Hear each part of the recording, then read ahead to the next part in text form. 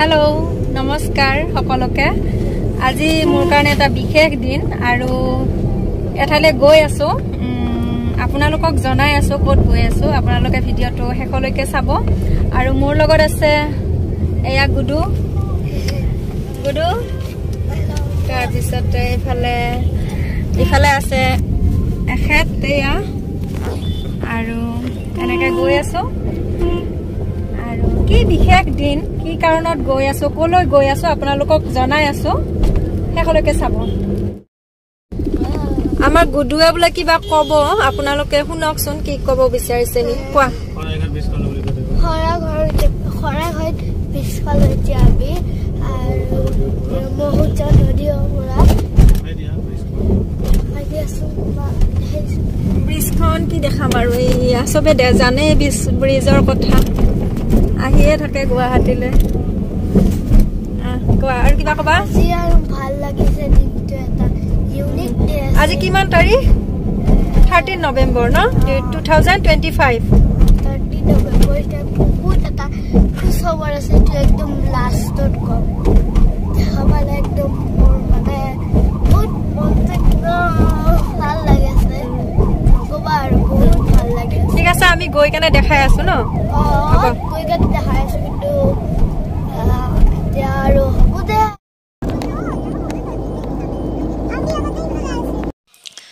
আমাৰ এই গুৱাহাটীৰ এই ঠাইখিনি বৰ ধুনীয়া লগা হৈছে উত্তৰ গুৱাহাটীৰ পৰাই ব্ৰিজখন আহি এইখন ব্ৰিজত সংযোগ হোৱা মানে ধুনীয়া এটা মানে পৰিৱেশৰ সৃষ্টি কৰিছে আৰু এইবিলাকৰ কাৰণে আমাৰ মাননীয় মুখ্যমন্ত্ৰীকে ধন্যবাদ জনাব লাগিব তেওঁৰ উদ্যমিতাৰ কাৰণে এইবিলাক সম্ভৱ হৈ উঠিছে সো ভাল লাগে এই পৰিৱেশটো এইকাৰণে ভাবিলোঁ ভিডিঅ' কৰি অলপ ৰাখি থৈ দিওঁ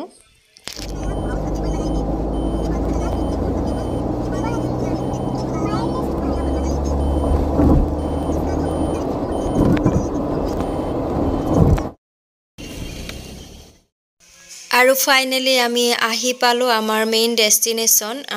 খানাপাৰা ভেটেনাৰী ফিল্ড আৰু এয়া চাওকচোন 1-2 কিলোমিটাৰমান দূৰৰ পৰাই লাইন হৈছে তথাপি আমি আগবাঢ়ি গৈ আছোঁ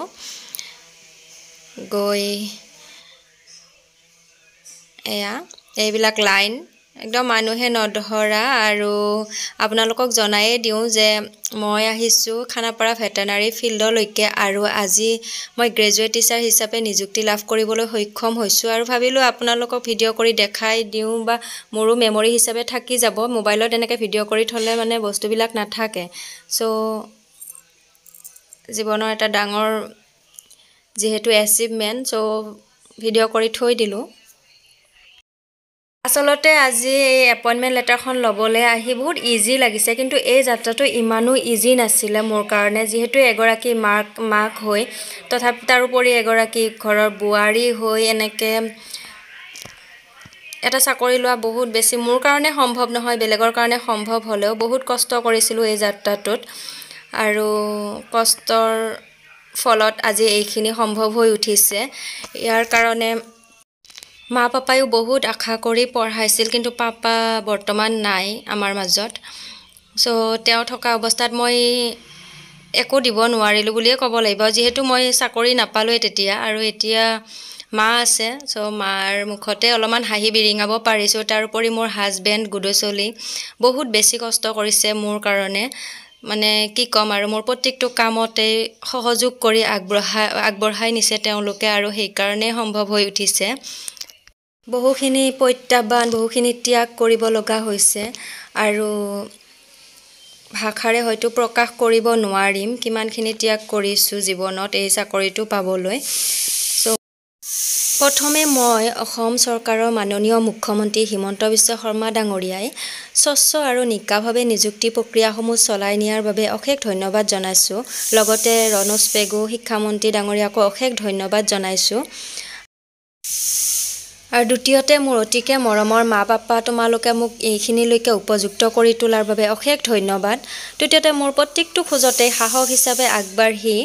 মোক সহযোগিতা কৰাৰ বাবে মোৰ মৰমৰ মানুহজন আৰু গুডুলৈ অশেষ ধন্যবাদ শেষত মোৰ সকলো শুভাকাংক্ষীলৈকে অশেষ ধন্যবাদ জনাইছোঁ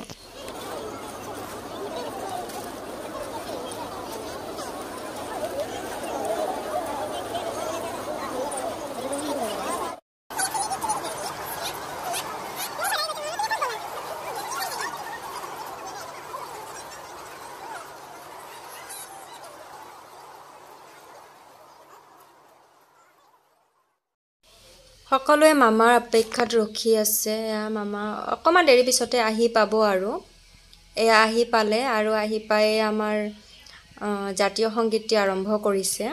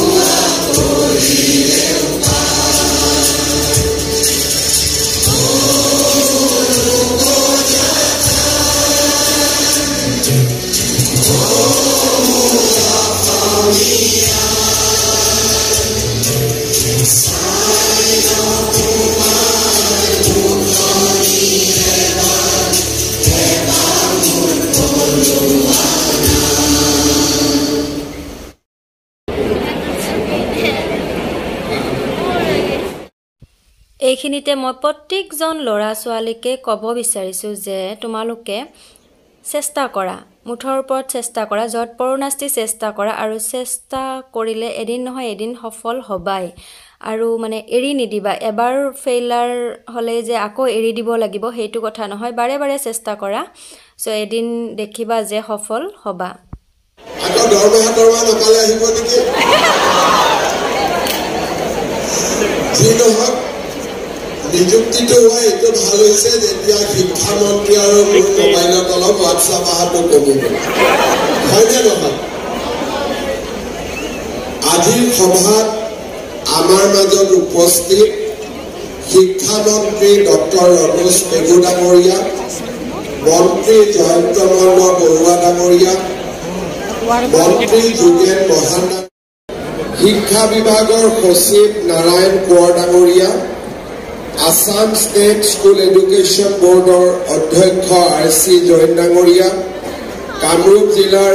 আয়ুক্ত সুমিত সাতাৱত ডাঙৰীয়া, সমভাগী হৈছোঁ। কিন্তু মই বিশ্বাস কৰোঁ যে আমি এতিয়াও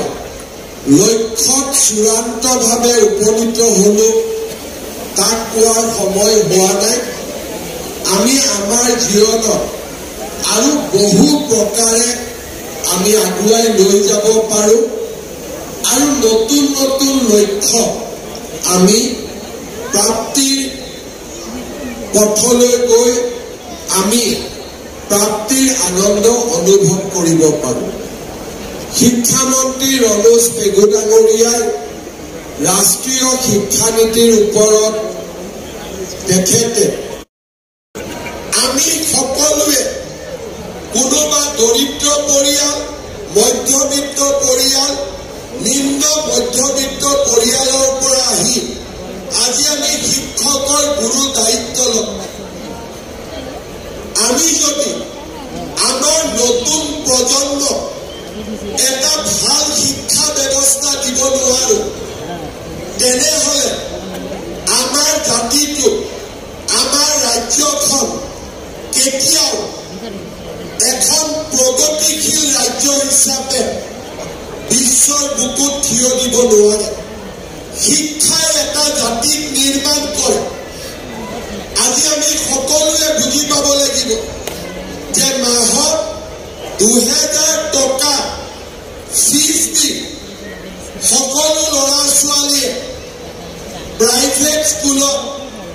পঢ়িব নোৱাৰে। শিক্ষকক নিযুক্তি দিম, 6522 গৰাকী প্ৰাৰ্থী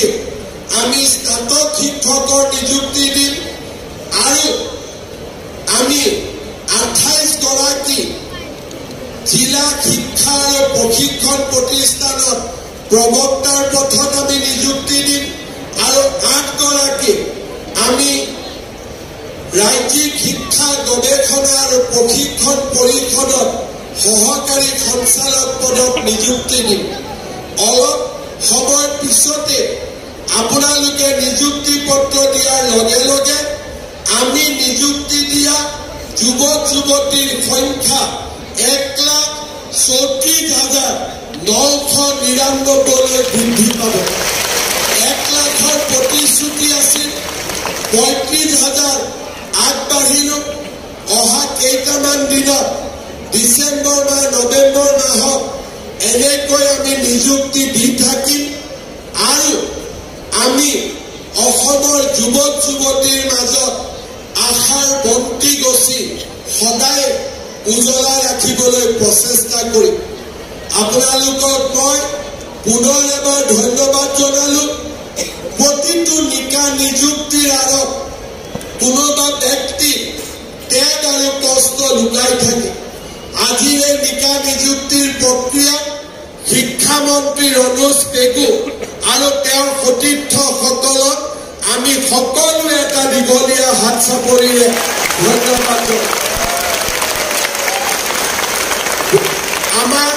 নিযুক্তি প্ৰক্ৰিয়াত শিক্ষা বিভাগৰ প্ৰতিগৰাকী বিষয়াই যোৱা এবছৰ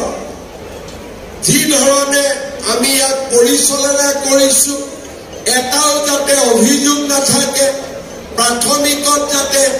পিজি জিটি টিচাৰসকল LPMEৰ পোষ্ট নলয়, গ্ৰেজুৱেট টিচাৰে পোষ্ট গ্ৰেজুৱেটৰ পোষ্ট নলয়, ক'তো যাতে অভাৰলেপিং নহয়। প্ৰত্যেকটো পদক্ষেপত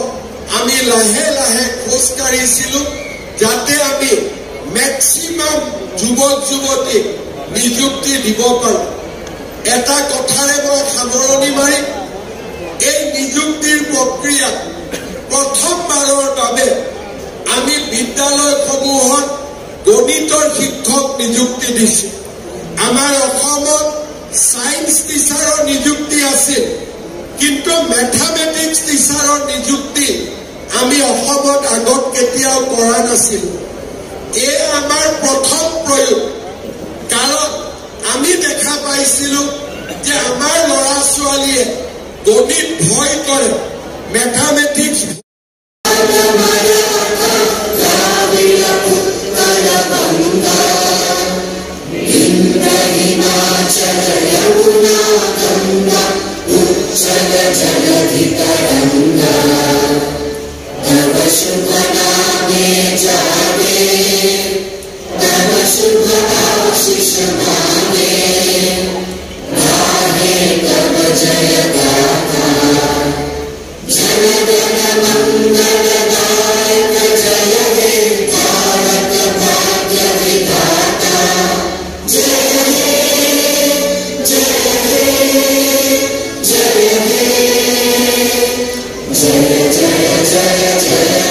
এনেকৈ মাননীয় মুখ্যমন্ত্ৰী আৰু শিক্ষামন্ত্ৰী ডাঙৰীয়াৰ বহুমূলীয়া ভাষণৰ অন্তত ৰাষ্ট্ৰীয় সংগীতেৰে আমাৰ সভাৰ সামৰণি পৰিল। ধন্যবাদ।